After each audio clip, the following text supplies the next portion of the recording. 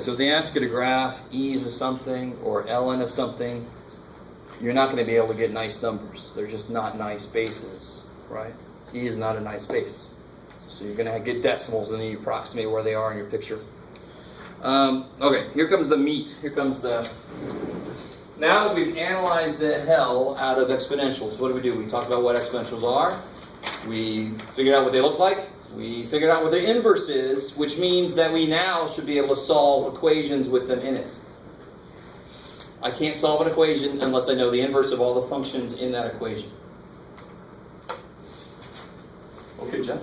So if I have, let's start off with the classic one. So if I have 7 to the x equals 4,927.2.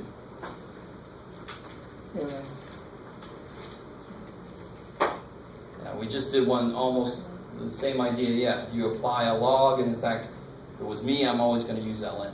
You can use log if you want to, log base 10. So if you take ln at both sides,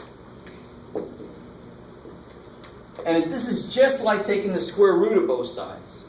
ln can't cancel. Right? Because what I'll have is somebody will bring the x down and then they'll cancel the ln's. I'm like, holy shit, it's like just dividing by the square root symbol. Right? Can't do that. So what's going to, the x of course is going to come down.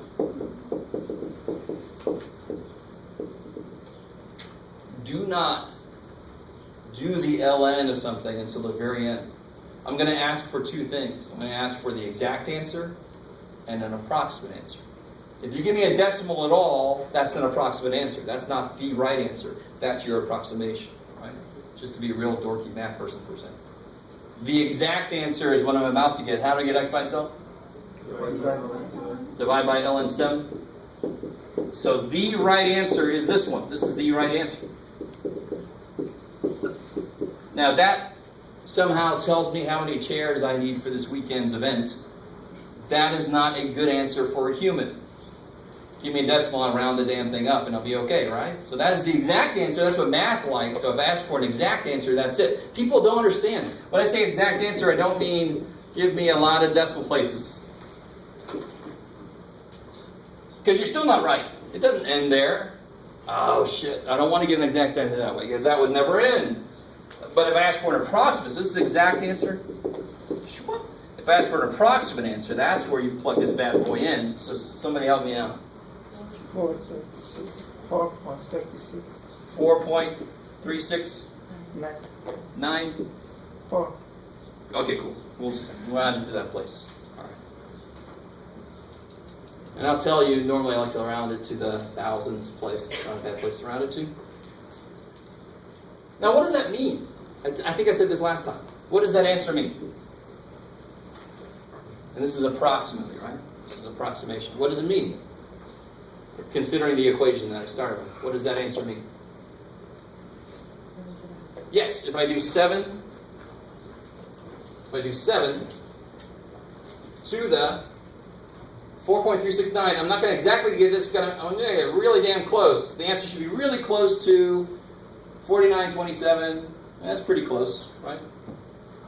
Why is it not exactly right? Because we rounded. Yeah, I like it.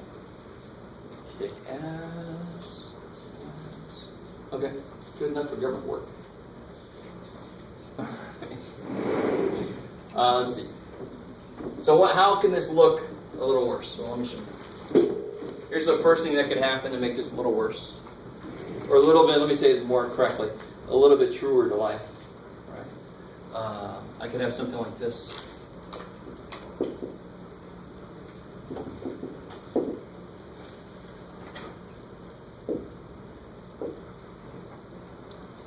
So it's a little bit worse, right?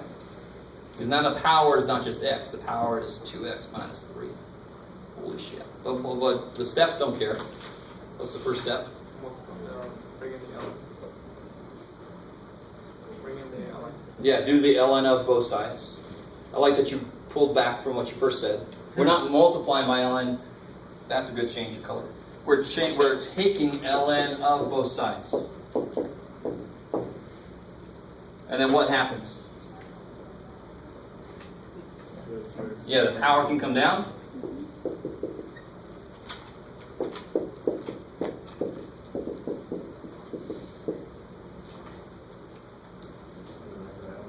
Good. Divide by ln of 5.2.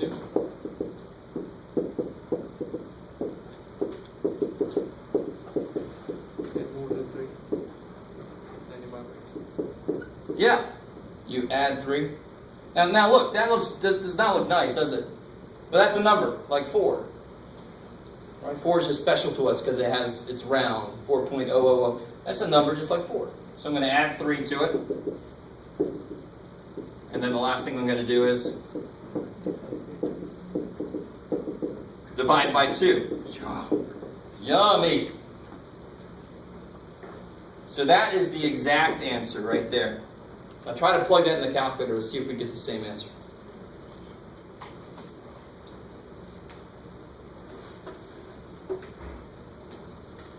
And I'll show you a little trick to check your work. Easy.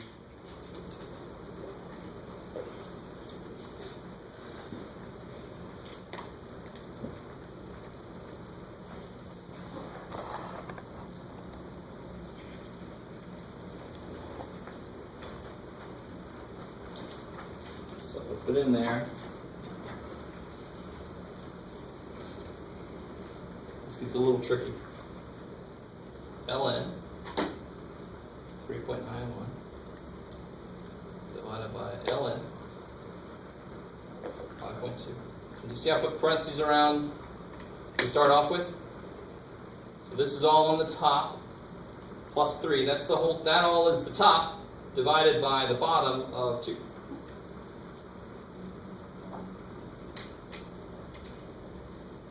So is that what you guys got? Now watch. This is kind of cool. So if I do. No, let's see if you guys are cool with this. Let me show you something really cool. I don't think I've shown you this yet. You see this little button right there? Stow. So if you hit stow, and then here's your X button. So let me store that in X. Let me store that answer in X. You don't have to do this, by the way. I'm just showing you some nifty shit.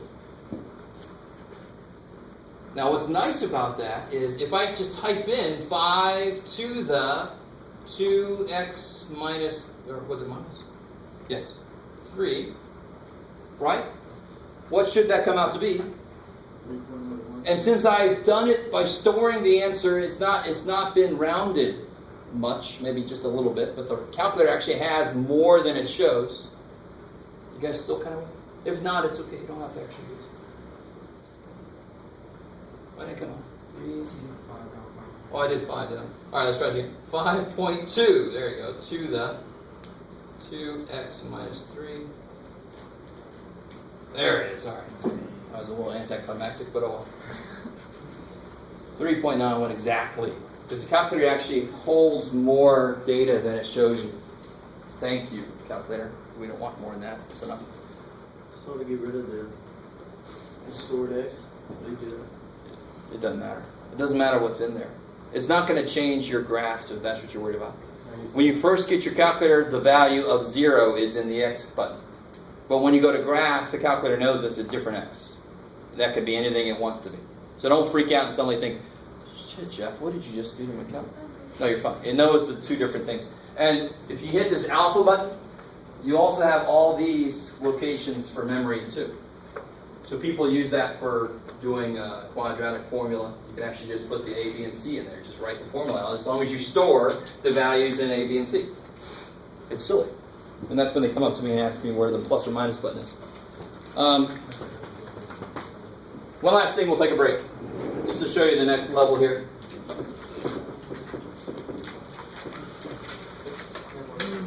So we did easy log stuff earlier.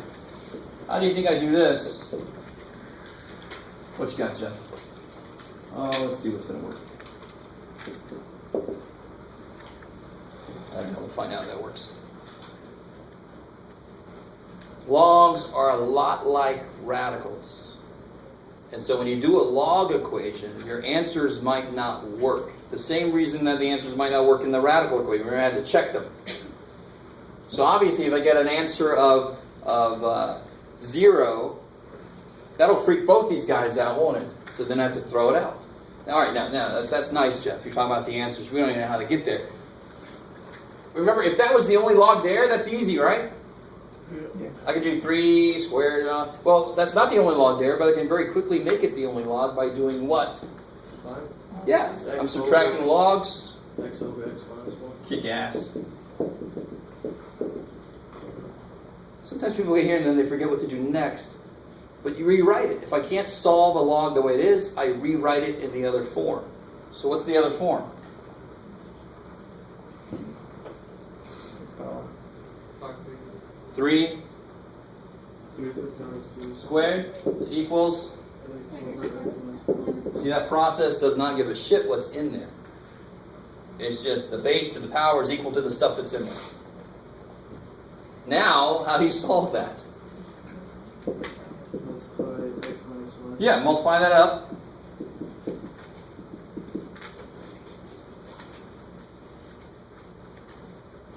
Bring it up here. So now I multiplied it up, so now I get 9x minus 9 equals x. Is that cool? Multiply that up. And then, of course, you can subtract x, add 9. You'll get 8x equals 9. Divide by 8. I get x is 9/8.